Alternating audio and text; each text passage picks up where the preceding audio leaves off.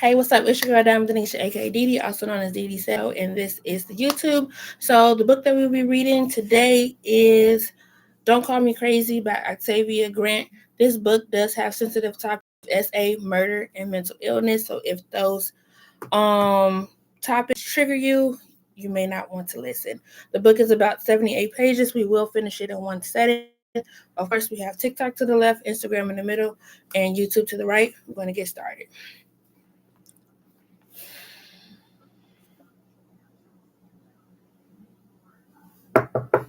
Knock, knock. Good morning, Ivory. Can we come in? The knocks on her open office door at the high pitched voice of her boss, Meredith Estes, startled her. Ivory was so engrossed in the notes from her recent interview that she had no idea how long the woman had been standing there knocking. However, the term "we" is what made her look up. The sight of her poorly dressed boss and two very well dressed individuals did not pique Ivory's interest. Though Meredith dressed as if she were a homeless drifter, she was the owner of a multi-million-dollar news station. So seeing her with people that appeared to be company executives was quite common. What piqued Ivory's interest was the fact that they were standing at her door. Meredith, hey, come in. I was so engrossed in my notes that I didn't hear you knocking. I'm sorry. What did I do to deserve this impromptu visit? Ivory asked as she stood to greet her guest. Ivory, please stay seated. You don't have to get up for us. In fact, the way you take pride in your work is exactly why we're here. Meredith said sweetly, yet getting straight to the point. Ivory, these are my friends Eunice and Dale Turnpike. Ivory nearly jumped out of her skin. Though she had never seen them, she knew the name of the brother-sister duo very well. Anyone that worked in mass communications knew their name. Ivory opened her mouth to speak, but for the first time in a long time, no words would come out. The great Ivory, speechless. I never thought that I'd see the day, Meredith laughed. I'm just going to sit back and let Eunice and Dale tell you why they're here, Meredith said. Ivory, let me say that this is a true honor to meet you. You've been working in journalism for a decade, and in that everywhere.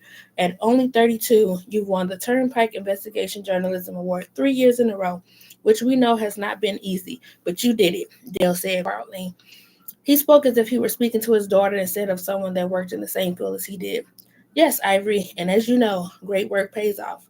We've been watching you for quite a while. We've watched your career growth from covering petty crimes, church fires, to covering third world country acts of terrorism and bombings. You are not afraid of asking tough questions, reporting in chaos, and remembering people. Those are the very reasons why we're here. We think we have what we would have be a great professional opportunity for you, Eunice added. Ivy was blown away. She knew that she put in the hard, grueling work in the field, but she had no idea that her work was so prominent that she caught the eyes of the billionaire black family. She did it effortlessly because she loved her job. I'm honored, Mr. and Mrs. Turn. There's no need to be humbled or modest, and there's also no need for formalities. Eunice and Dale works just fine. Eunice interrupted. Okay, Eunice. Well, I'm all ears. What is the opportunity? I can't answer that, Dale interjected. As you may know, Turnpike Media has now entered the streaming platform. We have created over 150 new channels that carry some pretty amazing shows. After conducting a survey of what people prefer to network television, we were blown away by the number of individuals that said they want more true crime broadcasting. With that being said, a channel called True Crime All the Time. On the channel, we've created a show called Behind the Murder. We'd like you to be the host and the interviewer. Admitted. OMG, what? Ivory gasped. The thought of having her own show had never crossed her mind. She looked at Meredith to confirm that she was what she just heard. Yeah, you have been a major asset to the company, Ivory. And though still make some guest appearances here, I believe that the role will be great for your career. I do not want to lose you, but I do keep you away from and pay you deserve. You have earned this. I want to do for you what my mentor did for me. She let me go because she knew I'd never leave, Meredith said with teary eyes. Ivory nodded her head in understanding. Wow, okay. When is the premiere of the show? Ivory asked. The premise of the show is similar to Women Behind Bars. We're only focused on the grimiest women. And even though you didn't ask, the salary is low seven figures. As a nationally syndicated host, your salary will increase from $250,000 to $3 million, Eunice boasted. Okay. Ivory nearly laid an egg. In her wildest dreams, she didn't think she'd ever see or make that type of money. She tried to remain stoic, but her excitement was truly getting the best of her. I'll be traveling with you for the first 6 months, Ivory, until you get the hang of your own production. Things will be slightly different because these prisoners are high risk, so they can be moved. Because of that, you will be traveling to the prisons instead of having them travel to Centralized Studio. Stated, yes, and in addition to guards and correctional officers, security team, there will never be an instance where a hair is harmed on yours or Meredith's head. Eunice asked as comfortably as she looked into Ivy's eyes. Ivy nodded in approval. Her mind was made up. I guess the only thing I need to ask now is, Eunice and Dale smiled. What Meredith didn't know is most people preferred in the brother-sister duo because of their need for the macabre. The NDA that they made their side sign protected their dark side. Meredith had no way of knowing that she had just sent her best anchor into the lion's den. Chapter 1. Ivory sat in the interrogation room of Annandale, a prison for women in the middle of the ocean like Alcatraz. In 1922, the facility had an institution that housed the clinically and criminally insane. But after it was discovered that some of the doctors had gone mad and had been performing unethical medical practices such as lobotomies, acid drips, and exposed skulls, or forcing STD infected patients to have sex with non-STD infected patients, their so-called goal was to see how long it would take to infect the other person. In fact, when in fact their true goal was to watch the individual suffer with the effects of the disease with no medication. In addition to the cruelty the patients faced, the facility had been a place of squalor, no working heat, lead paint, asbestos, a roof that had been destroyed by the natural elements, and no active plumbing. After being open for nearly 70 years to ill treatment, inhumane living conditions, and preserved practices by the medical staff, one of the patients found a way to get a letter to the main. A surprise visit by the Department of Health Enforcement permanently closed the doors of the mental institution in 1991. So this mug was open from 1922 all the way to 1991. 10 years later, after some renovation, the state turned the once uninhabitable mental institution into a supermax prison for the most vilest women. It was here that Ivory now sat across from Amelia. She was breathtaking. Her pure hazel eyes contrasted beautifully against her dark brown skin. The smile she wore could light up the darkest room, and her calming personality could quiet the loudest storm. Though she had never been attracted to women before, Ivory could not deny that Amelia was one of the most beautiful women she ever laid her eyes on. But she knew the truth. Yes, Amelia was beautiful, but her beauty was deceiving, a mask that hid the true terror that lived within her. Amelia was dangerous. Correction. Amelia was sinfully dangerous, and they both knew it. Just being in her presence made Ivory a job to do.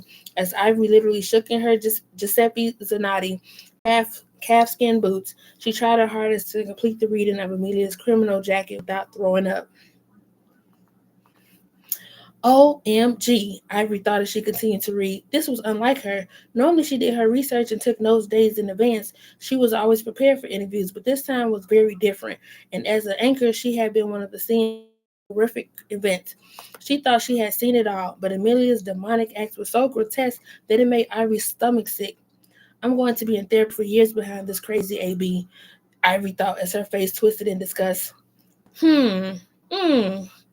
Ivy looked up when she heard Amelia clearing her throat. Oh, I'm quite sure you had ample time to read all of the havoc, no pun intended, that I've caused. If you still need more time to read, send me back to my cell so I can finish watching Pinocchio, Amelia advised sweetly. She stared directly into Ivy's eyes while giving her a pleasant smile, the same award-winning smile she wore in her mugshots. Her, her thick Georgia accent would make an unsuspecting person lower their guard. Southern accents tend to put people at ease, but Ivy's disarming sweetness was people to their deaths. Ivory shuddered, but she knew the threat that dripped from Amelia's sugary sweet demand. Amelia smirked. She noticed every single shudder and twitch that Ivory made. She didn't miss much. She was like a Siberian tiger. She watched every move her prey made without blinking. Ivory could not believe what a woman as beautiful, as well-spoken as Amelia would be capable of doing so much. She could not believe that the woman that looked like Amelia was currently chained and shackled to the floor and tabled like a beast. 3 armed guards surrounded her with such instructions to pull the tiger if she so much as sneezed. Ivory cleared her throat, closed her file, and spoke sternly. You're right, Amelia. That was rude of me and very unprofessional. I apologize for doing my last-minute reading during your time. Begin? Ivory asked. Amelia nodded her head in understanding as a way to use that could proceed. Instead of volunteering any information, she started telling and waited until Ivory began her question. First of all, I would like to thank you for speaking with me. I know that several shows have reached out to you over the years and you declined to speak with them. Though I do have many years of experience in journalism and broadcasting, this is my first nationally syndicated show. So may I ask why you chose to speak with me instead of the more experienced host? Ivory asks, well, of course you may ask. I chose to speak with you because you're the great Ivory Addison. And besides, why would I help those already rich and famous, already rich and established networks make more money? I'd rather help you win more awards. You know, us black women have to stick together. Amelia sweet voice, and besides, you speak my language. Ivory was confused, though she didn't say it. The slight tilt of her head and quizzical look on her face asked Amelia to explain. Yes, Ivory, you and I obviously speak the same language. I'm assuming that you're a glutton for the macabre, because from what I heard, you're looking to interview some of the world's deadliest women. Macabre and Deadly are my middle name, Amelia admitted proudly. This was a game to her, and Ivory knew it. You are somewhat correct, but I'm no glutton. I'm simply curious like everyone else. The true crime genre consists of more men than women, and although it's no competition, the only women we seem to ever hear about are the women we've already heard about: Eileen Waternoose, Nanny Dolls, Juana Barraza. We know their story. Most people that follow true crime documentaries were desensitized to the actions of the murderers because we've been hearing about them for so long. We'd like a chance for other women to share what made them do the things they've done. Was it need, want, boredom, or something else? So, with that being said, you have the viewers at disadvantage. They know who I am and why I'm here, but they may not know who you are. Please introduce yourself and let everyone know why landed you in the Adeline Supermax prison, Ivory suggested. Well, since you asked so kindly, I would love to introduce myself in this fine establishment where our word torture, beatings, and occasional murder is the norm. I'm known as inmate number 61219. However, the name I was given at birth is Amelia Havoc. Havoc. Havoc is your government name? Yes, Havoc is my actual last name. Fitting, isn't it? You know, there are power in words, so if you give a child a name that suits Mal with the last name such as Havoc, how was I supposed to turn out? Amelia shrugged. I'm 36 years old. After running amok for 12 years, I was finally apprehended 2 years ago. Amelia admitted casually. 12 years of running amok, Ivory repeated. Can you share some with me while you were incarcerated? Ivory asked.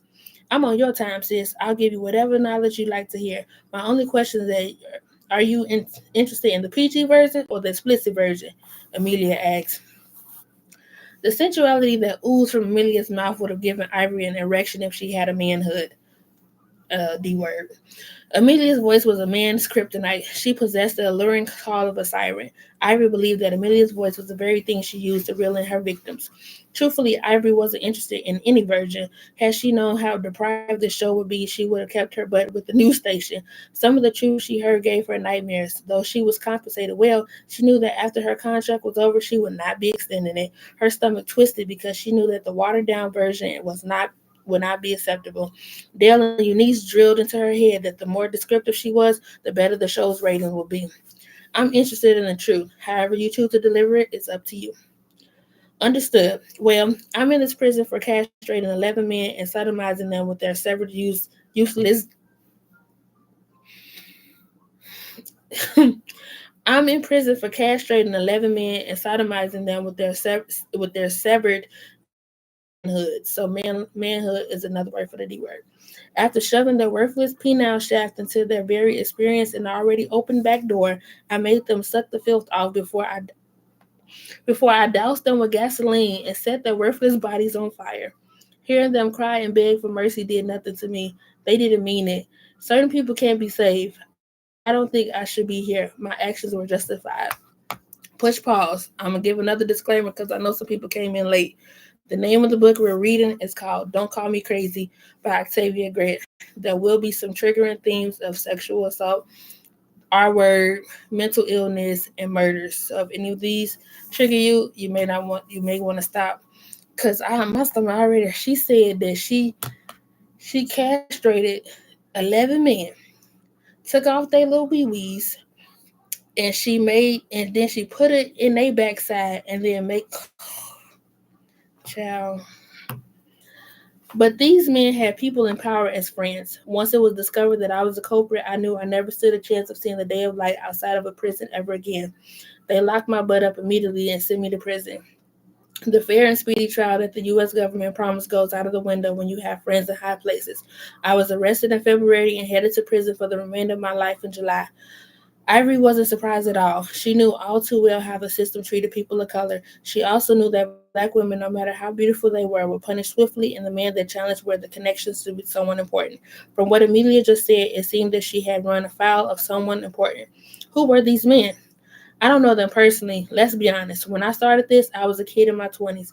They were men that I met on the dark web that expressed interest in dating minors, pedophiles, and sexual deviants in private, but in public, they were men of power, men that should have known better, men that knew better, the people you would send your children around willingly if they never needed help. I honestly don't get it. I rid the world of a few bad apples, and because of that, I will reside in prison for the rest of my natural life. I've been looking as a murderer, and the real monsters' names were kept out of the news. Well, I've decided to give those names today. They were James Sutton, Chad Michaels, Todd Garrett, Chase Alexander, Philip Collins, Spencer Martin, Adam Roberts, Austin Polly, Dylan Jacobson, Blake Buford, and Zachary Buford. Judges, police chiefs, mayors, lawyers, doctors, politicians, and other high ranking officials. They all had it coming. Every single one of these married men reached out to my fake account looking for a partner between the ages of 10 and 16. These grown A men with grandchildren older than those ages was looking for sexual partners that could barely write their name. Their wives and children had no idea that their fathers and husbands could be a part of something so vile. That sick crap that they wanted these babies to watch do to them was stomach turning. They had to die, Amelia said sweetly. There was not a hint of remorse in her voice. She spoke proudly as if she were accepting an award. Amelia was proud of every vile act that she committed. She enunciated every word clearly because she wanted everyone viewing her story to know that she meant business. The crime scene photos that I reviewed had been some of the most grotesque images that she had ever seen. The rage and overkill used to brutalize the victim made her think that she knew the victims personally. Each man's face had been completely obliterated, so there was no way they could tell who the victims were. The pen in Ivory's hand fell to the floor. She knew every name that was mentioned, public figures that were once prominent fixtures in the media spotlight. She herself had covered their deaths. She had no idea that the grotesque images were of people that she had rubbed shoulders with on numerous occasions. Dang it. Is it true what she said? You really can't look at a person to tell what they're capable of, Ivory thought as she stared at Amelia as she spoke. She couldn't believe that she had been the person behind the gruesome murders. Ivory was in awe of Amelia's calm and eerie demeanor. It was as if she were watching the 2009 Angela Simpson interview. I reviewed the crime scene photos, and I must say they were some of the most grotesque photos that I've ever seen. Before hearing you say you didn't know them, I assumed that the murders were personal because based on the amount of overkill, the aggression, and depravity that the victim. Stop right there, Ivory. I cannot let you finish that sentence. Amelia interrupted, still wearing a Colgate smile. Let's be clear. None of the men that I mentioned were victims, except Blake and Zachary. Their father had them doing the unthinkable crap to them since they were sick. 6. They shouldn't got therapy for their issues, and maybe they'd still be alive. I refuse to feel sorry for offing them because they knew what they were doing was wrong. Talking about my pearls is clutched. Whew. However, I did make their father feel my wrath as well. That was fun. But as I was saying, none of them were victims. They were rich, sick. They were sick, rich mother that believed they could do whatever they wanted to do with no consequences. They weren't victims. They were monsters. It was business, never personal. End of discussion. Amelia said as she tapped her nails on the interrogation room table. The hard clicking caught Ivory's attention. Amelia was wearing a new full set of stiletto acrylic nails. The tip was filled so sharply that it could have been done within the past day or morning of the interview. However, Ivory knew that no manicurist was on staff. She made a mental note to ask how she got her nails done. Whether they were monsters or not, the amount of violence used to carry out the acts was over the top with rage. Are you sure this wasn't personal? Ivory asked. Ivory, I didn't, and I still don't give a F about any of those sick white boys. I set a trap and they took the bait. They got what they got because they deserved it. White men have been doing the sick stuff for centuries and getting away with it even longer. I did what the so called law wouldn't do. That was business. But I've been scratching my head for years as to why I wasn't even questioned for what I did to my dad. ex. I mean, his missing poster has been all over the city. It's like no one even cares about him. Amelia sighed dramatically. Ivory's eyes widened in surprise. She had read Amelia's full criminal jacket and had never seen any other charges outside of the 11 men that she had been arrested for. Yes, she had openly confirmed harming two of her victims' fathers and being an accessory to a missing person. Neither of those things were listed. Exactly. What are you saying? Are you informing us that you committed crimes that law enforcement wasn't aware of during your original sentencing? Are you ready to divulge information that can get you retried? This is admirable for the families, but why are you doing this now? Amelia stared into the camera as if she were looking into the eyes of the people at home. It was almost as if she was trying to hypnotize them as she got ready to tell her story. Ivory, I think the better question would be, why not? Is there a right or wrong time to divulge the truth? I did something and I want to clear my conscience. With that being said, I have a quick story to tell. Amelia smiled. Chapter 2, February 20th, 2021. Oh my goodness, Tony, what did I do to deserve this? The woman asked excitedly through the speakerphone. Though he couldn't hear her, Tony knew his wife like the back of his hand. He knew that she was in her office chair bouncing up and down like a child hyped up on sugar. That's what she did anytime she was happy or excited, which often in their marriage because he went out of his way to show her that she was appreciated, the same way she did for him. Let me think, Tony says animatedly. You deserve this because 13 years ago at the Linwood Day party, you spilled red wine on my white Baroni jacket and got an attitude when I told you I'd be sending you the bill. It was that day that I knew that you'd be my wife. My wife deserved roses just because it's Thursday, and she's my wife, Tony said with pride. His deep dimples, pearly white teeth gleamed as he spoke. Amelia sat on the opposite end of the bench where Tony sat. She was touched by the words exchanged from a husband to a wife, and it made her warmly. Tony, even when we're Tony, even when we were flat broke and pretending to have it all together, you made every day worth living. Besides being my husband and the father of my kids, you are my best friend, my strength and my weakness. You always find new ways to surprise me. I'm so glad that I spilled wine on your brother's rented Brojoni jacket. The wife admitted, making sure she put extra hard emphasis on your brother. Tony couldn't help it. He burst into laughter. Amelia noticed that Tony bent over and laughed from his gut as if what his wife said was the funniest thing in the world.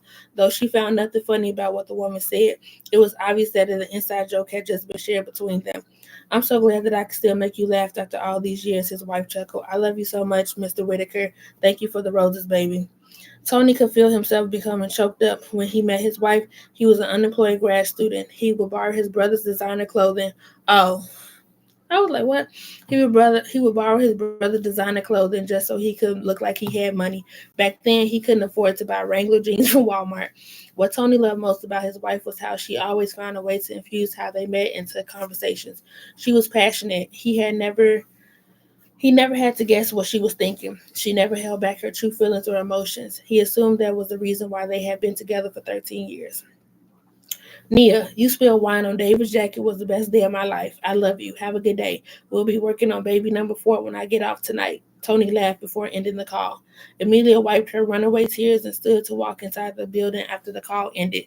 Her free time ended 10 minutes ago and she was supposed to be back inside, but she wanted to hear how the conversation would go. She didn't consider what she was doing eavesdropping. In fact, in her mind, this was a public conversation because the call was on speakerphone, but what she heard next made her blood run cold.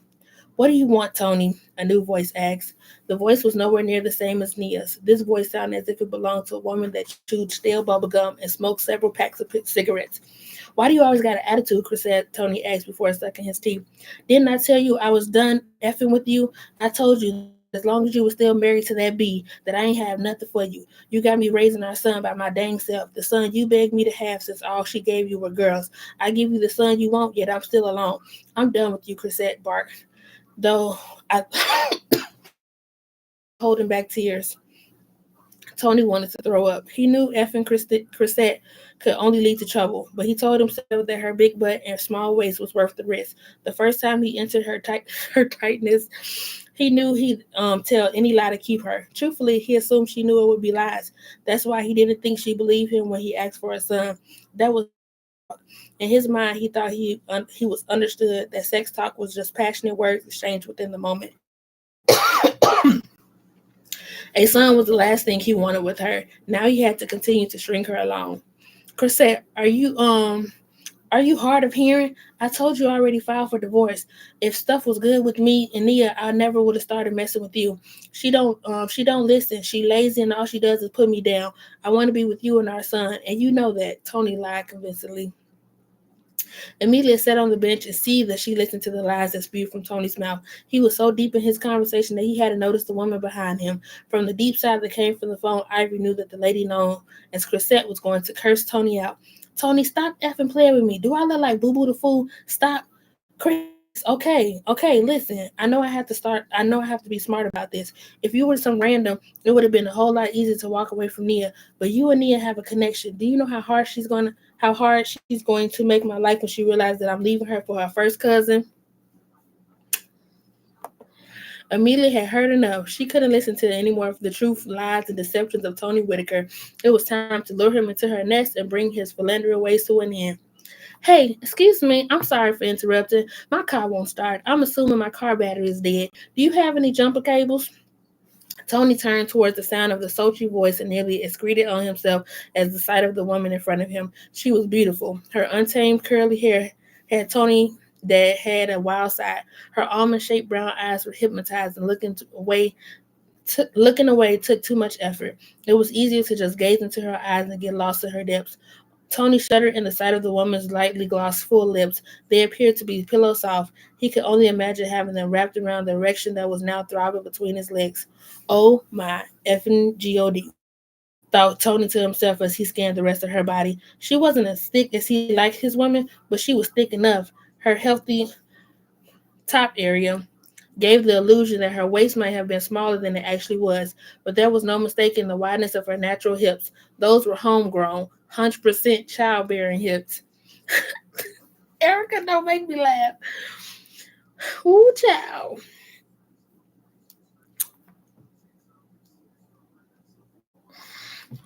A board certified plastic surgeon had not gifted her those curves. This turned him on even more. Tony gnawed on the bottom of his lip as different sexual thoughts began to play in his head. He could see himself doing unspeakable things to the beauty standard before him. Excuse me, sir. Amelia called, trying to get Tony's attention. She had seen this look of lust and appreciation on several men's faces. She laughed to herself because men were stupid. They saw a beautiful face and had no idea that they were in danger. Huh? I'm sorry, did you say something? He asked, slightly embarrassed. Tony couldn't recall a time ever in his life where the sight of a woman left him completely speechless. Who the F is that, Tony? The sound of Chrisette's ratchet voice brought him back to reality. He had forgotten that he was on the phone once he observed the woman in front of him. Amelia mouthed, I'm sorry, and pretended to turn and walk away. She wasn't going anywhere. Men were all the same. She knew the thought of her leaving would make him end the call sooner, and she was right. This is my coworker. I'll call you back, Tony lied. He had no idea who the woman was, but because she was outside of his job, it was the most convenient lie to tell. He wanted to know the lady ASAP, so his side chick and their drama had to wait. Hi, I'm Dr. Antonio Whitaker, Tony said as he extended his hand to the beautiful stranger. What seems to be the issue? Sorry, I'm so sorry to bother you and your wife's call, Amelia said quickly. She accepted his hand but refused to give him her name. Instead, she continued to speak in rushed manner as if she desperately needed his assistance. My what? Oh, nah, that was just my friend. I'm not married, Tony lied. Is everything okay? How can I help? Fire grew in Amelia's chest. Heat rose in her back and spread throughout her entire body as she fought to keep her anger in check. She hated a lying man. Why can't men just tell the effing truth? It's okay, Nia. I got your back. He's not going to get away with cheating on us. Cheating on us? What the heck? Amelia thought. I hate to make my problems your problems, but I just bought Hillside Manor. The HVAC team and the plumber just called and said that they're on their way to my home. When I attempted to crank my car, it wouldn't start. I think the battery is dead. Do you have any jumper cables? I can't afford to pay the scheduling for missing my appointment. The lie flown off Amelia's tongue as if it was born in her mouth. The lie flowed so smoothly that she had known it was a lie. She wouldn't have believed it was the truth. Hillside Manor, really? Tony let out a low whistle with a nervous laugh. He had heard quite a few tales about the century-old house. He had always been curious about the home, but never had the courage to venture anywhere near it. Your response is actually the kindest I've heard, Amelia said while joining in with the laughter. Yeah, people around here can be very opinionated. You'll learn that soon enough. As far as jumper cables, I don't have any. Unfortunately, I'm an idiot with the involved. I'm the idiot that was involved in the three-car accident on the Michelin Bridge. My car was totaled, so I'm currently driving a rental. Oh my goodness. Well, I'm glad you're okay, Amelia said as if she truly cared. Thank you for your time. I'll call an Uber. Amelia said as she turned to walk away. When he caught a glimpse of her backside, Tony became a knight in shining armor because he had a wife. He never rode women in his car, especially in broad daylight. But this beautiful stranger with her hazel eyes, big hips, and a southern accent had him walking on three legs. Whoa, wait, where are you going? To call an Uber. I have to get to my house. The rescheduling fee is $325 per company. I can't sit around and wait for someone to give me a jump. I really gotta go, Amelia said convincingly as she turned to walk off. Well, since you're in a rush, I could drop you off there. I'm on my lunch break, so it wouldn't be a problem. Hillside Manor is about 30 minutes away, but I'm positive I can make it there in 15, Tony joked. To himself, he thought, I hope those workers are gone so she can thank me the right way. If you can get me there in 15 without causing a three-car accident like you did on that bridge, I'll graciously accept. And because I know how insane the rental companies are, I'll give you enough. I'll even throw in some gas money, Amelia said graciously. Without another word, Tony extended his arm for Amelia to take and escort her to his rented Chevy Malibu. Gotcha, dumb A, Amelia smirked. The entire situation was comical to her. For one, she didn't have a car, so if Tony did have jumper cables, she would have had to have a battery to connect them to. You know when people heard that,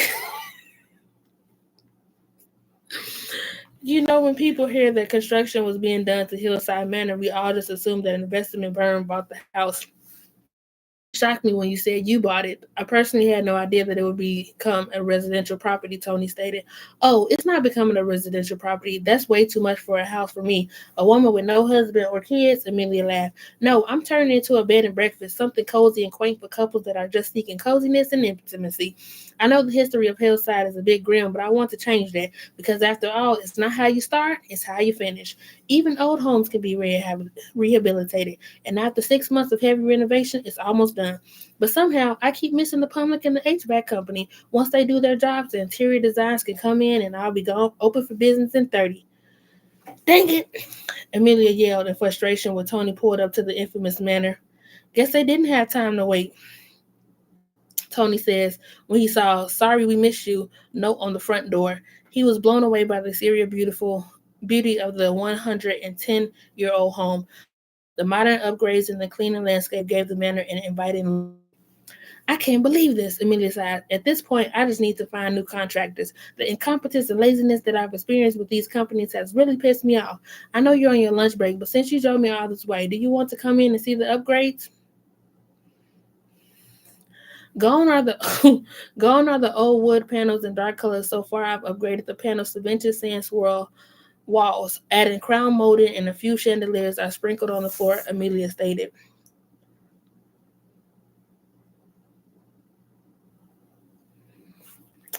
Chandeliers in bed and breakfast? Why? Tony chuckled. He thought back to the Vermont house and inn and bed and breakfast where he and Nina stayed for the anniversary.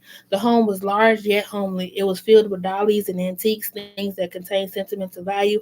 The atmosphere was so quaint, cozy, and romantic that he and Nina had created life. Chandeliers made it seem as if she was creating a boutique hotel instead of a bed and breakfast. I know it's a B&B. I prefer upper echelon living. So would you like to see it? Amelia asked. The sensuality she used to say something so trivial was unnecessary, but she knew that speaking with so much lust in her tone would yield the results that she was looking for. She was right. Of course, I can't wait to see it, Tony added. He knew this was going and wasn't going to waste time. He knew mm, he needed to get back to work and freshen up before going home to his wife. When I was a kid, I thought Hillside Manor was a, oh crap, Tony gasped and moaned when Amelia pushed him against the wall and licked the side of his face and neck. She wasted no time undoing the zipper of his slacks. Dang, dang near unhinging her jaws and swallowing his family jewels whole. Wait, hold on. Hold on. I gotta read. She wasted no time undoing the zipper of his slacks, dang near unhinging her jaws and swallowing his family jewels whole. Oh crap! Tony exclaimed in ecstasy at the tightness of Amelia's throat. If he had known better, he would have sworn that he was in the clutches of a retaliated python. Truthfully, he had no idea that women even possessed the skill of swallowing a manhood whole. He was in heaven. Forget giving weight to her mouth like a pocket honey bun instead of a human being. Even as he gripped the back of her head and tried to force more of his pelvis down her throat, Amelia smiled. Men are so dang stupid. She thought as she inhaled the scent of pelvis and the muss of the home. For centuries, wait, I didn't know Amelia was going to get down like that. Literally. For centuries, women had the power to distract men so severely that nations had crumbled, relationships were destroyed, and lives were lost. The current situation was no different. Amelia knew that as long as the idea of new honey bun was present, a man would not focus on his surroundings. As she continued to bob her throat on Tony's hard manhood, she laughed inwardly as the fact that she was able to distract him from noticing that Hillside Manor was as empty as a freeloader's wallet. The windows were boarded, the walls were grayed with dust and cobwebs, the ceilings had dropped to the floor in certain sections, and the must scent of black mold greeted them at the door. But Tony wasn't aware of any of it. The outside of the manor had been renovated to appease the public, but no contractor would dare step foot inside the notorious home. If Tony was not so enthralled with the salacious and uninhibited sex act with the beautiful stranger, he would have been able to see that. But at that moment, his eyes had been too far in the back of the vehicle to see what was directly in front of him. Oh dang! I'm about to. Ooh, the way Tony crooned his satisfaction was one would have thought he was a member of an R&B group from the 90s. No, you won't. Amelia thought as she gripped the metal rebar beside her feet. The mind-blowing throat goat session she was offering to Tony was not because she was her type, nor was it because she wanted to. It was to weaken his defenses. The modern-day version of the kiss of death. Soon as his thick, pulsing manhood throbbed into her mouth, Amelia prepared to instill nothing but HE hockey sticks on earth for Tony. He had proven to be disloyal and manipulative, and for that he had to pay. Here it comes. I'm come. Not today, you won't, Amelia shouted animatedly before swinging the mental rebar and connecting it with the side of Tony's head, immediately sending him to a world of darkness. He was like, oh, almost there. And just imagine, she's like, not today, you won't. Dang it. Chapter 3. Tony groaned as mist of water sprayed on his face. The water didn't feel as big as a drop of rain. It almost felt as if he were being sprayed in the face with a water bottle. Normally, he'd be able to make sense of what was going on, but the pain in his head was so intense that he couldn't think straight. His surroundings just didn't look familiar to him.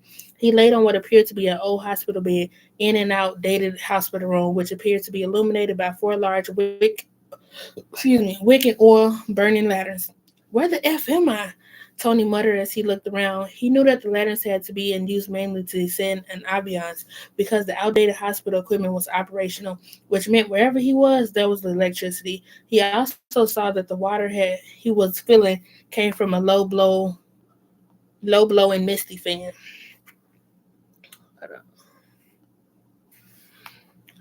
Huh? Tony questioned as he stared at the fan. It was as if it had been turned on specifically to get his attention. Tony tried to sit up, hoping to alleviate the pain in his head as well as to get a better look at his surroundings, and was shocked when he found that he was shackled to the bed. What the F is this? Nia? Nia? Tony screamed as panic and fear threatened to send him to a cardiac arrest. The pain in his head intensified as his heart rate increased. As far as he knew, there was no reason for him to be chained to a bed in an outdated hospital room. Though he couldn't make it to his knees, Tony knew the only thing that he could do in this moment was better. Uh, God, I know I haven't been a perfect husband to my wife, telling lies, side relationships, entertaining her cousin, and having a love child. I can admit that I was wrong, but God, you know I love Nia and our kids. It's my job to shield and protect them from harm. God, please get me out of this place and back home to my family safely. I promise I'll never take my family, especially my wife, for granted ever again. Tony prayed as tears leaked from the corner of his eyes. I'm going to do bad things, do it like it's nothing. Being bad has never felt so good. I'm going to do bad things. You won't see it coming. Watch your step. I've been thinking of doing bad things to you. Hello? Tony softly whimpered. His body shook uncontrollably as Summer Kennedy's bad things blasted through a speaker. The looks of the room didn't seem as though it had enough dated since the early 1950s. Soon as the fact that it was the room seemed to be equipped with a sound system seemed like a bad omen, Tony knew it was in his best interest to get out of the situation. Praying that he was close enough to civilization, Tony began to bang his chains and scream. Help! Tony screamed as he fought to free himself from the shackles that bonded him to the bed. As he fought and bucked, he knew that he'd never be able to loosen the chains enough to free himself. The padlocks that severed the chains were unlike anything he'd ever seen. They were ancient, heavy, and rusted, appeared to be made from cast iron. But even if he didn't move an inch, he still had to try. Not doing anything made him feel like he had accepted his fate or given up. Neither were true. Never in a million years did he ever think he'd be in a situation, a captive, a hostage, a prisoner. He was what he'd never thought he'd be, a victim.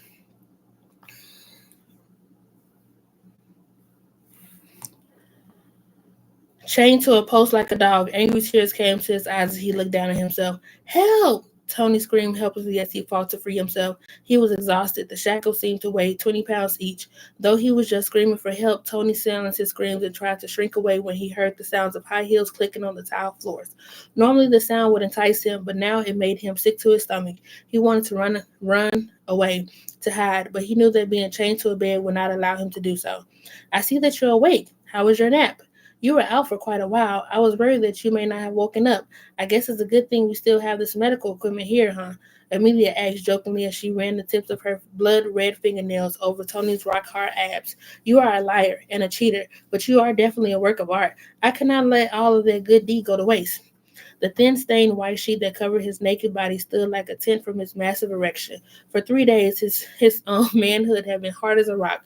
Upon her touch, his skin turned cold as ice. Her sensual touch made Tony recoil. Please, miss, why are you doing this? Where am I? And who are you? Tony asked shakily. Fear had turned his handsome face into something unrecognizable. His eyes shifted from left to right as he tried to make sense of his location. But sadly, he never would. This was not some place he'd ever been before. Ah, what's the matter, baby? You don't like this? I invite you to my home, into my body, and this is the thanks I get? You should never go home with women you don't know, and you shouldn't let a woman you don't know chain you to a bed without when she doesn't have a key. Who knows when you get out of here? Amelia laughed crazily. God can't help you here. It's just you and me, and because he gave up on me a long time ago, Amelia said sweetly as she looked at the terrified man chained to the bed.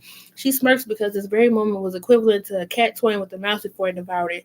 Miss, please, I have a wife and tis. No, no, no, Amelia said mockingly as she wagged her finger from side to side. You specifically told me you weren't married. Tony's mouth instantly went dry. He had said that, but it was only because her accent had had him hypnotized. Her southern drawl had rattled his brain. I didn't mean it. I hate a liar. I heard you tell your wife how great she was. I was so proud of you. The world needs to see more examples of black love. Then you did the unforgivable. You turned around and pissed me off when you called Nia's cousin to talk crap about her. To make matters worse, you got a baby with that bee. How could you do that to Nia like that? To me and Leah like that? Just in case you hadn't put two and two together, you are inside Hillside Manor. Excuse me, you are inside the bunker of Hillside Manor. The home was built on top of this bunker in 1923. A lot has happened in the discrete location. This bunker was once a mental hospital and asylum, hence the shackles. But that's enough about this place. What you need to know is you'll never see outside of it again, Amelia assured him as she slowly pulled the sheets down. Miss, please, I made a mistake. I'm human. I have a wife and 3 daughters that need me. So sorry I offended you. I'll do anything to get out of here. Anything, please. Anything? Amelia said playfully with a perfectly arched raised eyebrow. Yes, you name it. Whatever you want. What is my name? The simple question knocked the wind out of Tony's chest. He lay speechless because the truth is he had no idea what her name was. He had asked, but when she didn't answer, he didn't care. Amelia smirked. It's a dang shame. I sucked your I sucked your manhood, your balls, licked your gooch, and you can't even tell me who I am. She did the works. Lady, why are you doing this to me? I didn't ask you to do any of those things for me. I didn't ask you to come to your house. Your butt is crazy. Amelia slapped Tony so hard his eyes watered. Don't call me crazy. Amelia screamed crazily. Her once normal eyes appeared wide and wild. The possessed urinate on himself. A man's mouth will get him in trouble every time. You mother effers always get this. always say the wrong thing out of your lying lips, but it's okay. I got something for that. I had plans on giving you pleasure before pain, but because of the crazy moment, I've changed my mind. I said you won't be walking out of here, and I meant that, Amelia says manically as she fast walked to the dark corner of the now defunct asylum. Her crazed run jog skip would have been funny if Tony wasn't so terrified. God, please, if you get me out of this, I swear I'll tell Nia everything. I'll never touch another woman again. I thought I made it clear when I said God doesn't know where this place is, Amelia said as she placed a piece of wood between Tony's feet.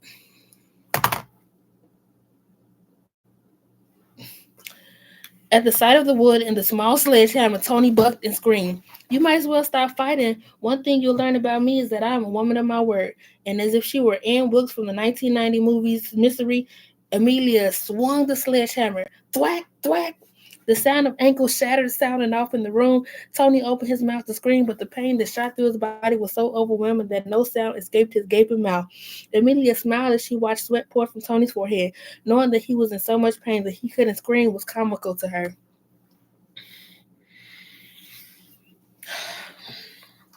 What's the matter, baby? I thought you liked it rough, Amelia teased as she kissed his kneecap. The feel of her pillow soft lips on his moist, sweat-covered flesh made the scream eject from his throat with full force.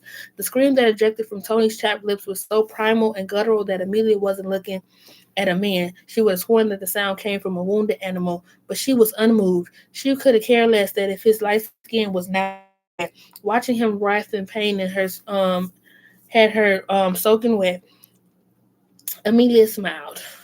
That pain that you feel doesn't even come close to how Nia will feel when she finds out about the problems you caused with this big, delicious manhood.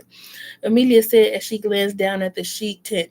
Yeah, I'm gonna have fun with this big mother effort, and then I'll have to go. Amelia said, dropping to throat before dropping her eager throat to Tony's still hard manhood. So, push pause. So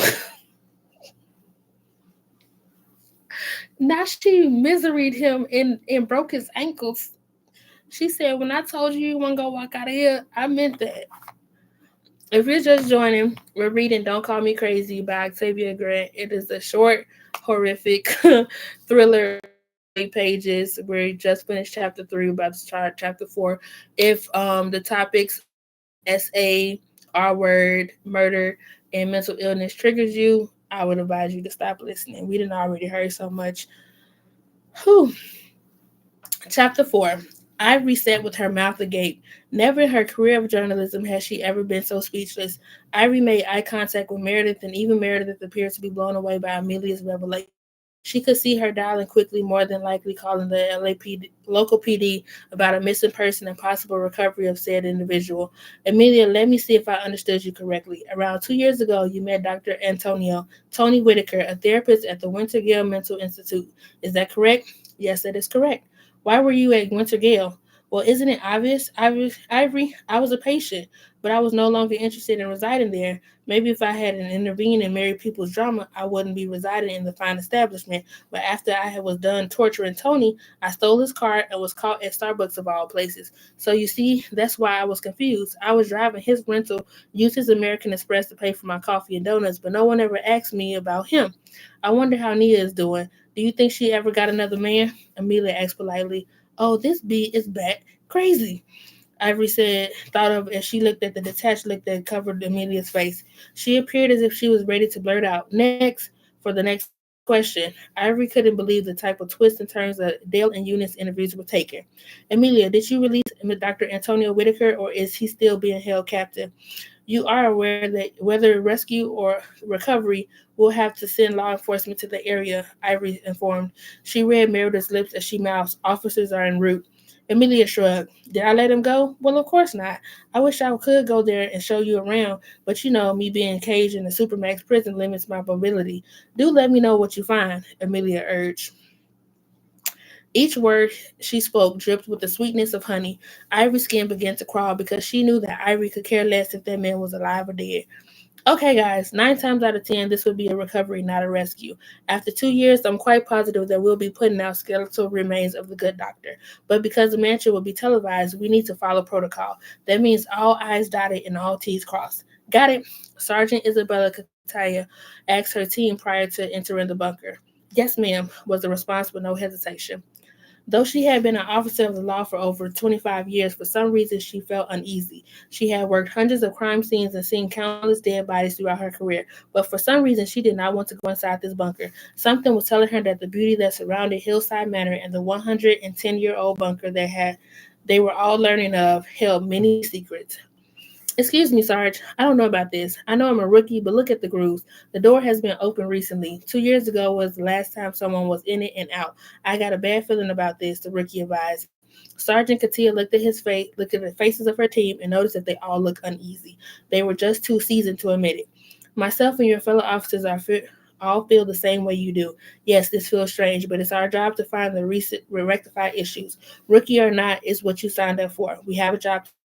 All right, guys, let's make entry, Sergeant Katia ordered. With gloved hands, Sergeant Katia pushed the heavy door forward. The putrid smell of rotten flesh nearly made her run out. Oh, God, smells like death, a voice called from her rear. She ignored it and forged through the scent that was so pointed her eyes burned. Dr. Antonio Whitaker, are you here? Can you hear me? Tony jumped. The sound of his entire name being called through what appeared to be a megaphone startled him. He wondered if he was hallucinating. Dr. Whitaker, can you hear me? This is Sergeant Isabella Catilla from Quentin PD. If you can hear me, please say something so we can locate you. Dr. Whitaker, can you hear me? Tony wanted to scream, but emotion had frozen his tongue. This is the moment he had been waiting for, and now he couldn't speak. Ma'am, there looks to be like a light at the end of the right corridor, the rookie said shakily. Let's head that way, she ordered. As she moved onward, she fought to keep the bow from rising from her throat. The sound of several boots approaching, squawking radios, and emergency responders pulled Tony out of his thoughts. He knew now that he wasn't hallucinating. The knowledge that he was about to be rescued unfrozen his tongue and made him focus. I'm here! I'm here! Please get me out of here! Tony screamed hysterically. His body jerked in spasm as if he were possessed. Blood trickled from his wrists as the shackles bit into his flesh as he fought to free himself. He didn't care about the blood or the pain. All he could think of was that he heard approaching feet and was with his wife. Dr. Whitaker, OMG, Sergeant Katia gasped. The sight before her was straight out of a horror movie. The handsome, charismatic man with the brilliant smile that she saw on the missing flyers and news reports looked nothing like the man that lay before her. The man was physically broken and dang near skeletal. The intravenous catheter in his arm, nasal feeding tube, heart monitor, and an enormous erection that she couldn't miss let her know that this would not be the quick grab and rescue that she was hoping for. Get the EMTs in here right effing now, she ordered as she quickly approached the chained man. His scream threatened to burst her eardrums. She was surprised that he hadn't lost his voice. She struggled not to gag at the ripe scent of infection and open sores assaulted her nostrils. Dr. Whitaker, I don't care who you are. Please just get me out of here, Tony begged as he desperately grabbed and clung onto Sergeant like a scared child. The sword sheet in which he laid under fell to the floor during the commotion, and Sergeant Katia screamed. She had seen a lot of horrendous things during her law enforcement career, and ho- even in the most gruesome. Hold on, y'all. I'm getting a call. Hello? No, but I'm reading.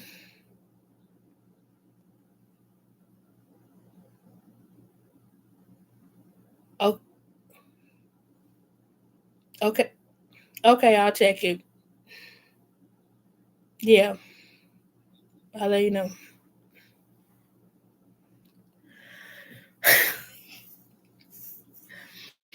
Y'all, why my dad called me talking about something? I got a pack. I think I got a package on the porch. Sir, if you don't go, ain't nobody stole your package.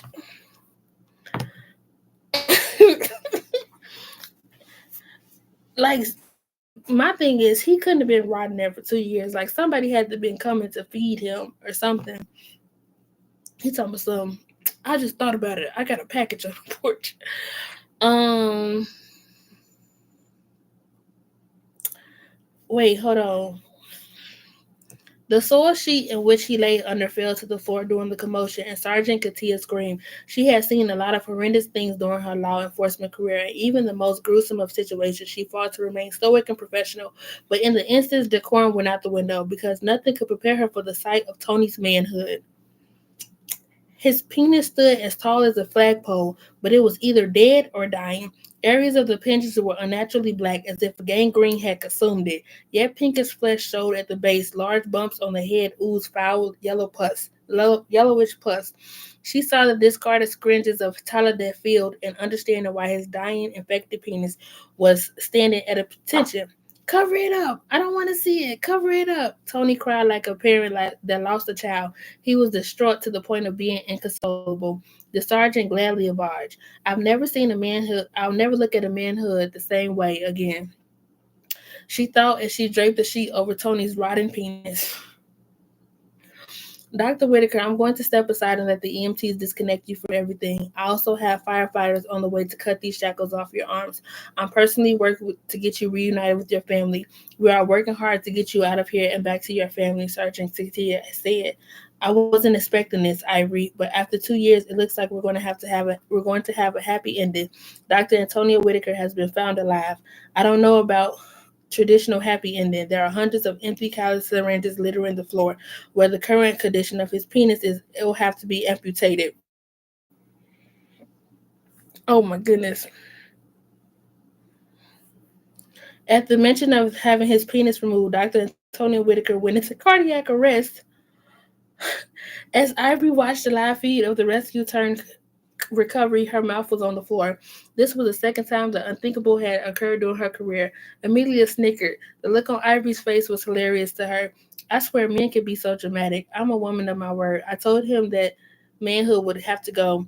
Amelia said. Her thick southern accent made every crazy word she spoke sound sugary sweet.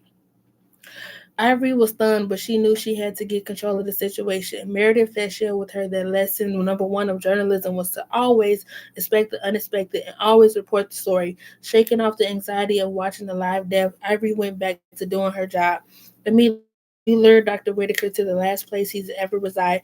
Are you under the influence of any drugs, narcotics, or alcohol? Ivory knew better than to ask the question about regret and remorse. Amelia didn't have any remorseful bone in her body. She was too much of a proud peacock to feel those type of emotions. Amelia glared at Ivory as she lost her mind. Without realizing it, she snarled like a wild boar. The furrowing of her eyebrows and the throbbing veins that protruded from her forehead made her look demonic, showing off the fact that she indeed did possess two sides. Ivory's blood turned ice cold, but she refused to show how terrified she was. There was no need. Amelia was shackled and surrounded by armed men. Are you okay, Miss Havoc? Do you need me to repeat the question? Ivory asked giddily. She knew that Amelia was aware of the look of death she was throwing Ivory's way. As if she realized the devilish look that graced her normal, beautiful face, Amelia dropped a grimace and smiled before speaking. Ivory, you shouldn't ask such offensive questions. I've never been an addict of any sort. Everything I've ever done was well thought out and calculated before the execution of the act. I had never taken any substance stronger than Tylenol PM, nor have I ever taken a sip of alcohol. My body is a temple and I treat it as such. Like Scissor said, I did all of this with no drugs. I did it all of this sober. More importantly, I don't have a remorseful bone in my body. Everything I did needed to be done, Amelia said seductively. Correctional Officer Barry Miller's face was turning red as he stood next to Amelia. He was embarrassed. He could feel his erection growing as her southern sweet caress her crazy. He silently cursed himself for being turned on by the prisoner. He had literally watched live footage of a man rotting penis standing erect.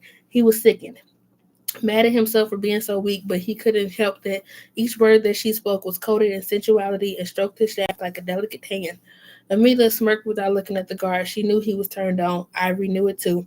Amelia, that was not the response that I anticipated. Truthfully, this behavior just doesn't match up with your previous life.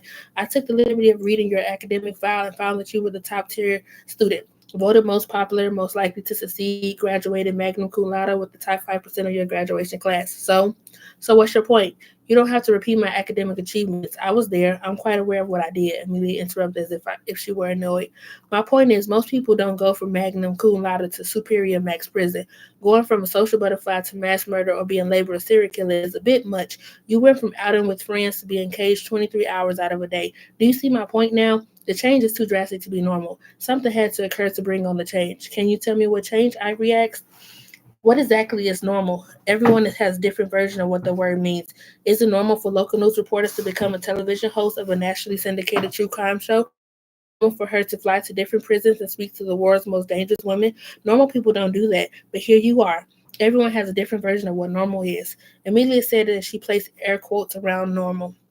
Besides, I like this version of normalcy. It keeps me away from nosy cellmates and allows me to have uninterrupted time with these thick, muscular, and well hung COs.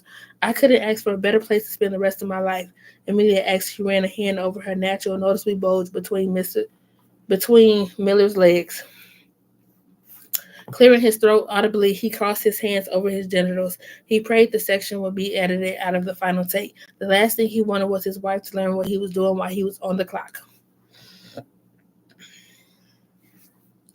Ivory couldn't ask more in-depth questions about the sexual relationship between Amelia and the guard, but to her it was unimportant.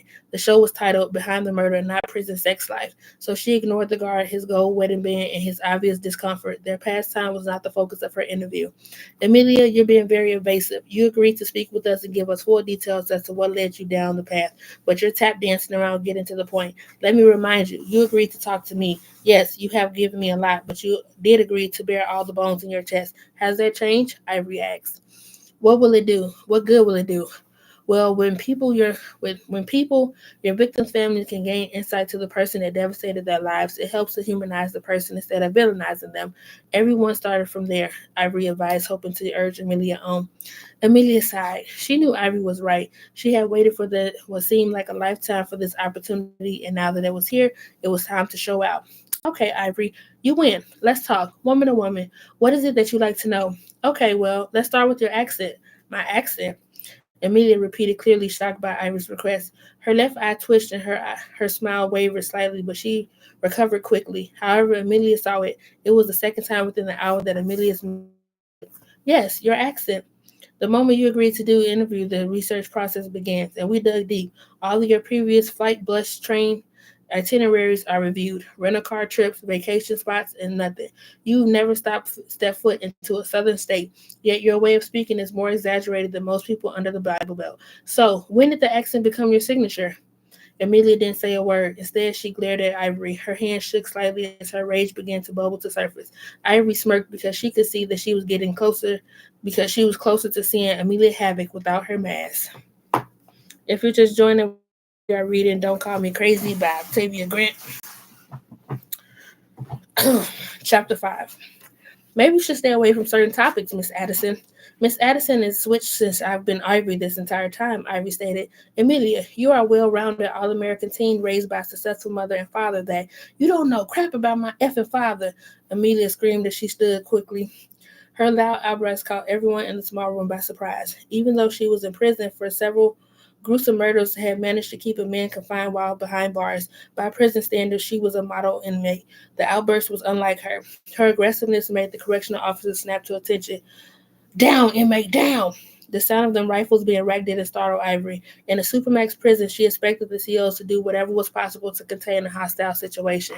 No guns and inmates were not the thing that terrified her. The thing that had Ivory on the verge of her bladder was the bull-like strength that Amelia possessed. Both her hands and feet were shackled, but she stood with so much force and aggression that she nearly flipped the table.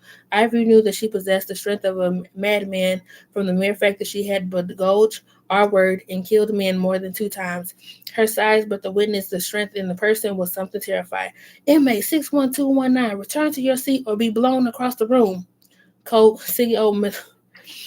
Miller barked as he raised a regular mini to the center of Amelia's back. He didn't want to shoot her. He and the inmate had spent several intimate nights together over the years, but he knew what she was capable of. To make it out of this room and to return to his wife and kids, he'd have to no problem pulling the trigger on his F-bomb. So Amelia and C.O. Miller been getting down. All right. Everyone, please calm down. Everyone is fine. Everyone is perfectly fine. Please have a seat, Ivory said calmly as she tried to settle the excitement in the room. Amelia could feel steam pouring from her body. She felt like a pot boiling over. Calming herself, she prepared to ease back into her seat and remove the frown that had just given her face a gargoyle type appearance. She ignored the guns pointed at her back. It meant nothing to her. It wasn't the first time she had a barrage of firearms pointed at her, nor was it the first time that she was threatened to meet her maker. The officers that had arrested her for murdering their friends had beaten her so bad that child death was their goal. But according to them, if she ever spoke a word of their truth, she'd be on the express train to HE double hockey sticks. This wasn't the first beating that Amelia had taken, and she was positive it wouldn't be her last. Amelia smiled the type of mischievous smile that only kids and adults with secrets were capable of. Bravo, Ivory, you really know the buttons to push to get the reactions you want, Amelia said with a slight chuckle. The sound of her rich, authentic Baltimore accent stunned the correctional officers. In the 2 years that she had been incarcerated, they had only ever heard her speak in a southern dialect. Truthfully, the sound of her voice was a shock to her, but she spoke as if it were no big deal. I was not trying I was not trying to get the reaction out of you. I don't know what a Boston accent is. I was trying to only get the truth, Ivory said truthfully. However, based on your reaction, I guess it's safe to assume the talk of your parents in your hometown is what sets you off. Is that assumed correct? Yes, it is, Amelia admitted dryly. The Stepford smile and the brightness of her eyes had visibly dulled. She now resembled every other woman doing hard time in a supermax prison. How did you end up here, Amelia? Please tell us how you're decent into a life, how you descend into a life of crime. Begun. Um, as you already know, I wasn't always the mechanical female fatale that sits before you like a chained doll. But like the mother to son poem says, life for me ain't no crystal stair.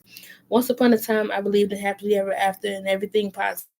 But I learned quickly that my adolescent mind was wrong. Bring me a pack of cigarettes and a lighter. Amelia ordered the correctional officer with a snap of her fingers as if she were a patron at the restaurant. As they were awaiting as they were awaiting the request, an unopened box of Newports and gold lighter were placed directly beside her hand. I might as well get this off my chest. It's a horrific existence, but I guess it's for the best since the gore from my past is exactly why you're here.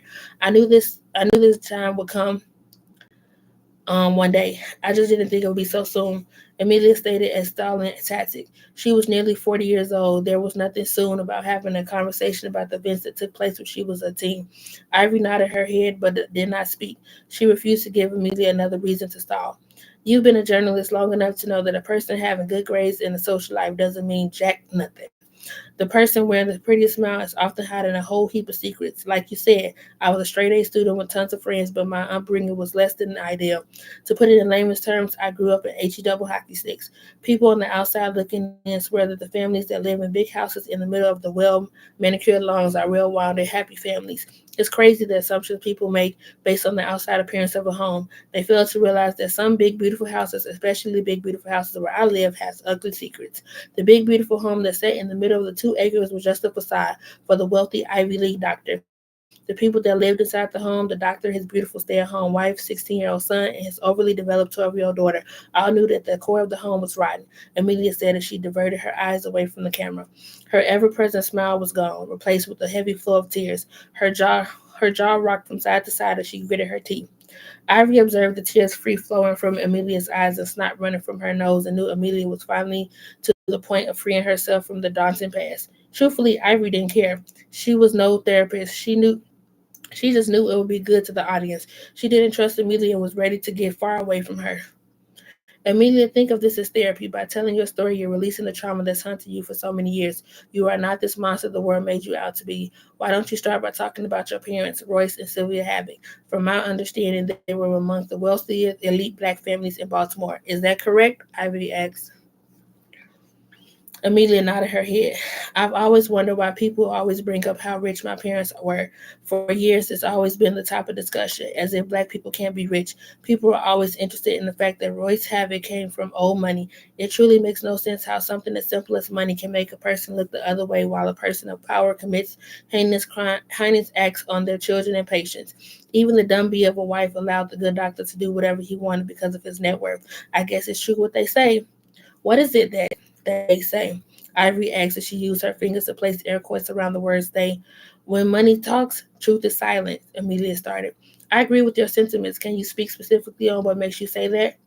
Truthfully speaking, me being in prison for killing all those white men is a perfect example. Do you really believe that no one was aware that they were out the world giving and trying old white D to kids? Do you really believe that they approached them was their first time being inhumane freaks?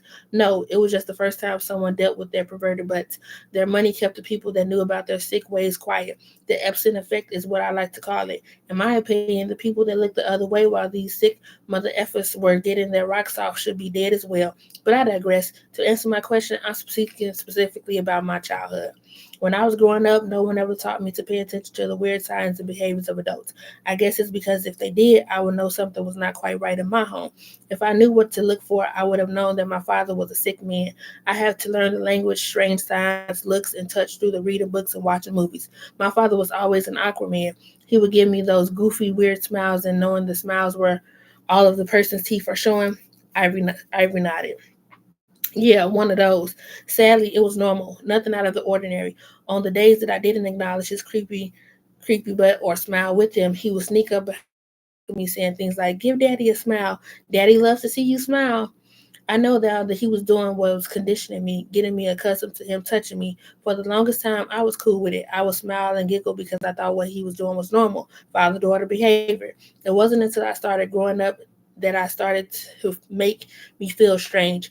It started feeling uncomfortable because I knew what everyone else felt to tell me. The looks he gave me, the weird smiles, and the touch were all wrong. Things became more noticeable when I was 12 years old. I had the body of a woman, 38 deep breasts, small waist, and my hips and butt were out of this world.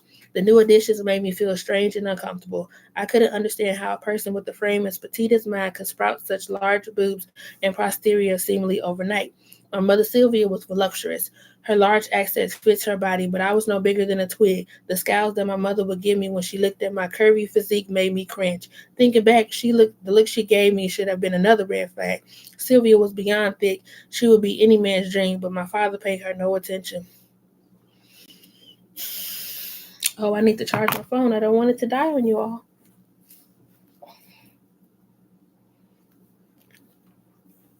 Okay, we're gonna switch it up.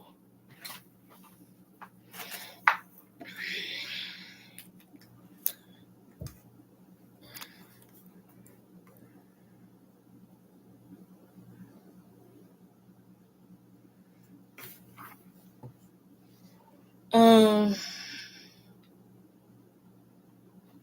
I wasn't advanced enough to know that I wasn't the problem, so I began wearing my older brother's clothes so my mother would stop looking at me like I was the scum of the earth. You have an older brother, Ivory asked quizzically. In all the research that she had done on Amelia, no older siblings had ever come up. I had an older brother. He had ran off to the army, leaving everything behind. But as I was saying, my mother hated my shape so much that I wore men's clothing. Were you and your brother close before he left for the army? Not really. He was always so shaken and rattled. Everything seemed to make him nervous. I thought he was weird, but I know better now. I wish I had a chance to talk to him. He committed suicide when he was 20. Amelia diverted her eyes from Victor Ivory. I don't think any child ever thinks that their parents are people they need protection. Life has taught me that the people closest to us are normally the people we have to watch the closest. They're wolves in sheep clothing. I don't think it's a secret as to where I'm heading with this. Is it? Amelia asked as she expelled the Newport smoke from her nostrils. Based on what you shared, you were simply eliminating people of power the way you wish someone had done for you. Is that a fair statement? Ivory asked. Yes, it is a fair statement. There was no one to protect me. Yes, I was developed like a woman, but I still was a child, his child, and he went out of his way to let me know that he noticed me. That man had no shame. I thought that dressing in my dead brother's clothes would make me less appealing. I was wrong. All it did was entice his sick butt even more. There were even days when he would comment on how much I looked like Brandon. He was enticed and I was disgusted. That was the day I knew my life would be changing, Amelia admitted. Dang. If you're just joining, we're reading Don't Call Me Crazy by Octavia Grant. Chapter 6. Ivory cringed. The thought of someone being attracted to a child was enough to make her sick. The idea of being attracted to one's own child was a level of immorality that she could not comprehend. Though it was not Ivory's place to judge, she was judging like a mother effer.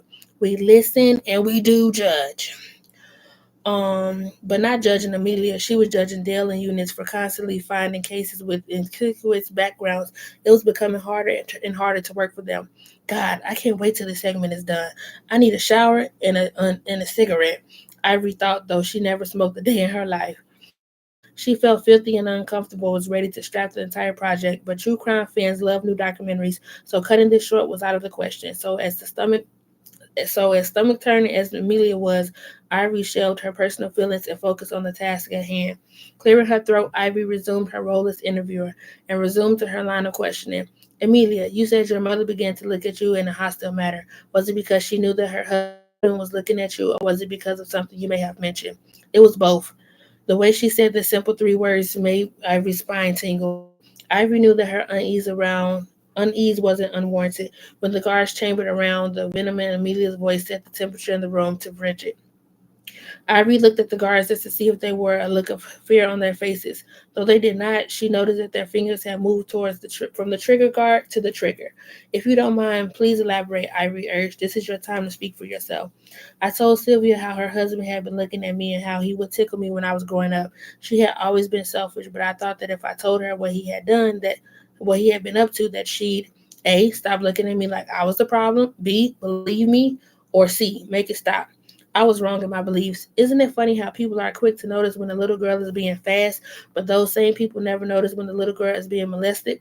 You look at it as if it pains you to say that you were wrong and seeking help from your mother.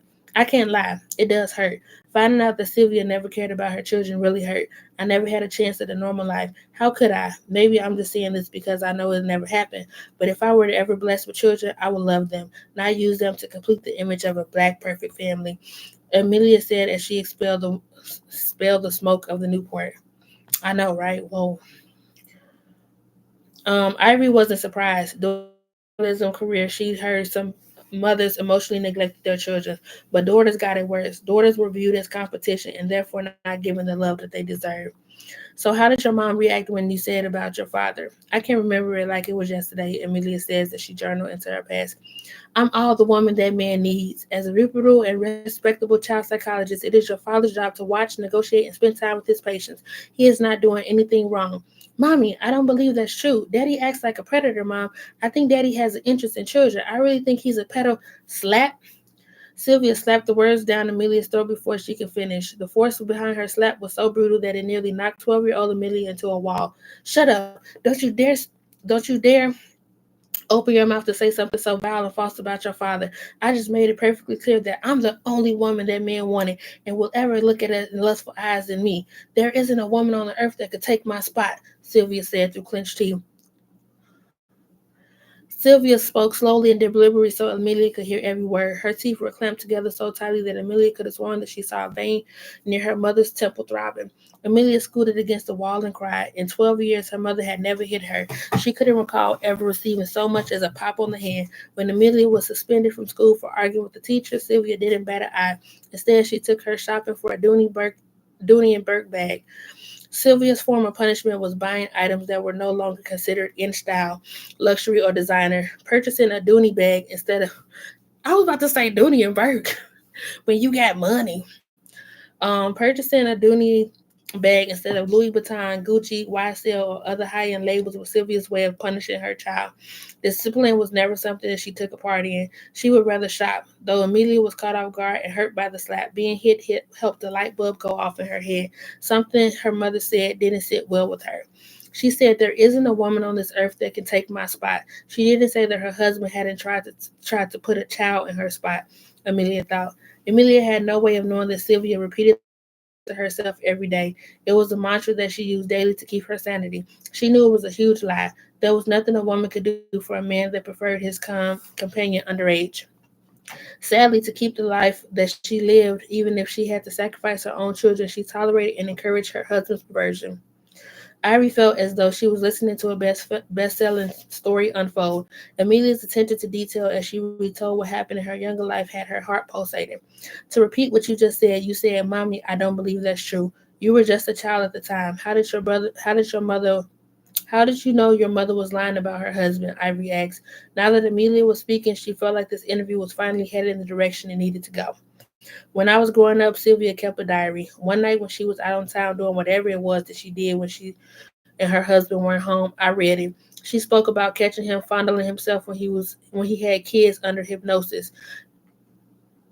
She also mentioned seeing him glancing at me the same way he used to glance at their son. She said she hated me and my brother, but not more than she hated herself. She hated herself because though she loved us, she didn't care about the things our father did as long as he kept her bank account padded. Knowing that your mother didn't care that you were in harm's way must have hurt next. What happened next? Amelia chuckled. She continued lying. Amelia stated as she continued opening the Pandora's box that was considered her life. Mommy, I said shut the F up, Mally. Who the heck is Mally? Oh, Mally. Your nose is bleeding, so you need to clean yourself up. I don't want to hear any more talk about your father and the lies you made up. I know my husband, and he would never do anything so vile to a child. Now I have some errands to run. I have to go to Neiman's Markets and pick up my handbag and red bottoms. After going to Saks for my evening gown for the gala. Then the salon. See you later, sweetheart. She just slapped her crazy and then was like, all right, see you later, sweetheart. Your dad's not a pedo. Sylvia's words went from being ice cold to sugarcane sweet. I was shocked. I had never seen her attitude switch like that. It was as if she had never hit me and had never been upset. It was on that day that my life officially went to HEW hockey sticks. Ivory didn't say a word. From the years of experience, she knew that the person was given the opportunity to speak. They speak without being provoked. Silence was uncomfortable, and uncomfortable people needed to fill the area with sound. Amelia was no exception. With a simple glance, Amelia resumed where she had left off. Sylvia slapped me so hard that I bit my bottom lip. Blood poured from my busted mouth like a faucet. Blood must have acted as a pheromone because as soon as I wiped my nose and removed my clothes, there my father was, standing in the doorway of my personal in-suit bathroom with his shirt undone and his manhood exposed. He stood there with an alarming yet award-winning smile on his face, Amelia recalled. He said, "It's okay, Mally. I'm just admiring how beautiful you are. You are gorgeous, a classic beauty. Your skin is flawless and beautiful. I wish I could wear it." Okay, first off, this book is only 78. Ain't no way Octavia Grant slammed all this craziness into 78 pages. I was so terrified that I stood there and cried. I was ashamed and embarrassed and had no idea what else to do. Amelia cried. Is it safe to say that was the night the sexual assault began? Ivory asked. No, that was the day the molestation began. Like I mentioned before, her diary said she knew of the looks he gave me. Well, that was the day my mother received confirmation that her husband had an unhealthy interest in me. When she left the house, she was so angry that she left without her purse. Because her beloved American Express wasn't with her, when she went shopping, she rushed back home to get it. When she walked in the house, the piece of crap man that she married was my area and stroking his manhood. At the time, even though she had dismissed everything I said, I was glad that she walked in and saw what he was doing. I told myself that finally she believed what I had been saying, but I was wrong. Do you know what that sick bee said when she walked in and caught her husband in the act? Amelia asked as she smashed a cigarette on the table. Though as an ashtray had been provided, she properly etiquette was the last thing on her mind. She no longer needed to keep up the facade of being a proper woman in society. What is Ivory asked. Amelia smirked as if she were about to tell the funniest joke before saying, she said, I'm sorry, Daniel. I didn't see anything.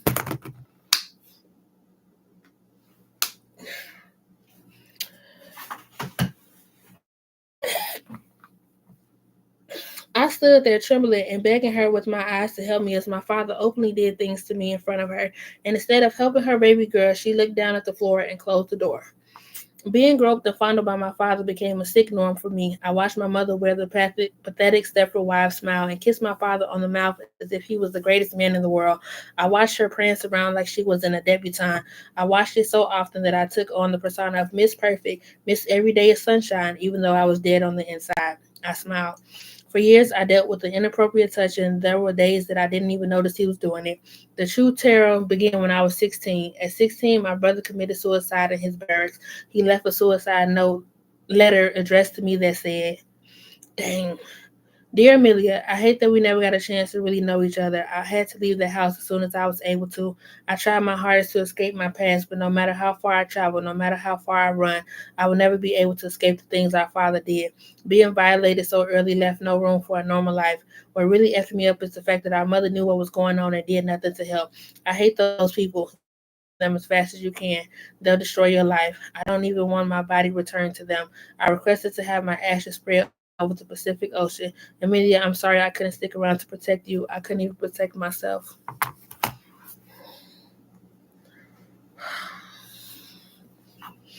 After he was discovered hanging in his barracks that the Army conducted their investigation, the representative reached out to my father and informed him that the suicide note was turned over to the police. I guess he was mad because Brandon told me the truth. He took his anger out on me. That night, my father did things to me that no father in their right mind would ever do to their daughter. I was watching a movie based on Savannah, Georgia, called Midnight in the Garden of Good and Evil.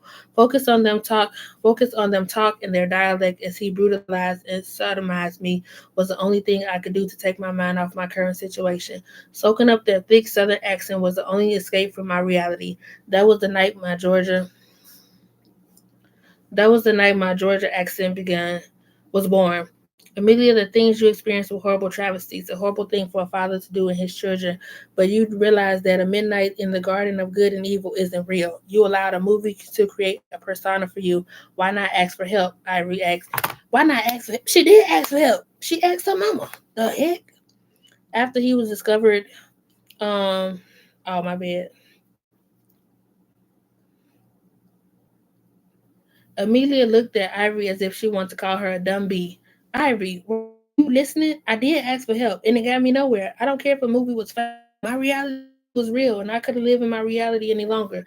Going inside of my head was an escape for me. Honestly, I couldn't even tell you what the movie was about. All I can remember is immersing myself in the high society of life of Savannah, Georgia. The Southern comfort, even though it was fake, was the first time I felt true comfort.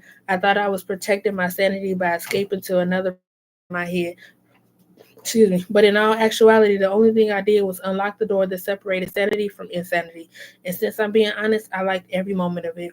I mean, let's be honest. I was doomed to become a monster. I was too angry to be weak like my brother and take the easy way out. I wanted revenge, but with a loyal father and a selfish bee of a mother, there was no way I wouldn't be effed up. So I embraced the craziness and the chaos that unleashed itself inside of me. There was no need to run from what I knew was my destiny. So, like I just said, I embraced it and enjoyed it, Amelia admitted proudly.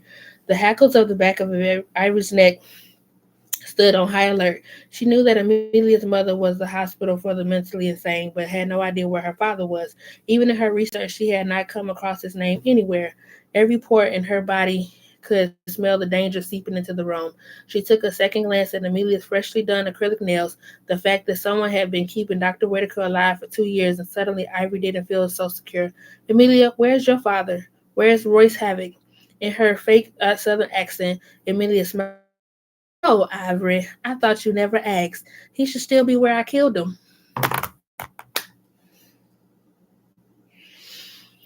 Bro, if you're just joining, we're reading Don't You Call Me Crazy, or reading Don't Call Me Crazy by Octavia Grant.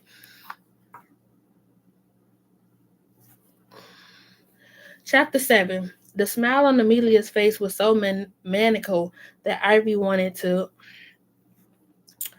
end the interview and run. She had interviewed hundreds of murderers, psychopaths, and sociopaths and psychopaths, but Amelia looked so demonic that even in the Supermax prison, which the assaulted rifles pointed at her, Ivory no longer felt safe. Amelia saw Ivory's discomfort and cackled like the plum fool that she truly was. I still got it, Amelia thought as she watched the reporter cower in fear. Not many people had seen her face of death and lived, but still had no beef with Ivory, so her life would be spared. Is there a problem, Ivory? Amelia asked as she continued to wear the smile that nearly sent Ivory to meet her maker. She had no idea how the interview had gone anyway. She was always clearly in control, but Amelia had truly unraveled her. You seemed almost giddy with excitement as you mentioned murdering your father. Truthfully, it seemed like I missed something, Ivy stated. She tried to speak firmly and calmly, but the tremble in her voice was still noticeable. She simply could not get over how sinister Amelia appeared. She looked as though she needed to be doused in holy water to expel the demon right inside her. Giddy isn't the word. I am downright mirthful, joyful, Jovial and vivacious, Amelia clapped animatedly. There was no longer a need to beat around the bush. In fact, remembering the way she used the letter opener from the desk to stab his overly extended gut had her juices flowing. So many years had passed, but she swore that she could still feel the blade of the axe connecting with his throat. Her legs bounced up and down with excitement as she had flashbacks of how his eyes popped out of their sockets from shock and fear. You still don't get it, Ivory. You specifically are here for a reason, Amelia said excitedly. Ivory was terrified. She couldn't hide it even if she wanted to. I don't understand, she stuttered, mostly childlike. I admire you, Ivory. It must be nice to have your head on straight. My head is full of crap. So when I